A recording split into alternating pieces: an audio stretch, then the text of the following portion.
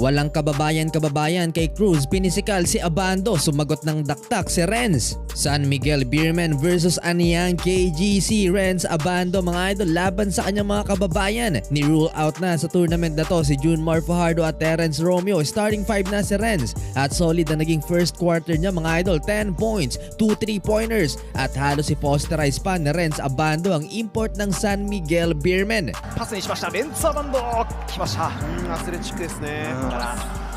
レンツァーバンドスリーを決めてきました。いいステップバックのスリーもありますが、レンツァーバンド2本。 Nagkabantayan dito mga idol si Renz Abando at CJ Perez as expected. Yun nga lang natambakan ng Beerman. Baldog karamihan ng mga tira ng SMB. Kulang sa team effort itong Beerman mga idol kumpara sa KGC na umiikot talaga ang bola. More on passing at walang hero ball. Bihira din ang off-ball movement para dito sa Beerman. Mas maraming ISO plays na hindi naman effective sa tournament na to.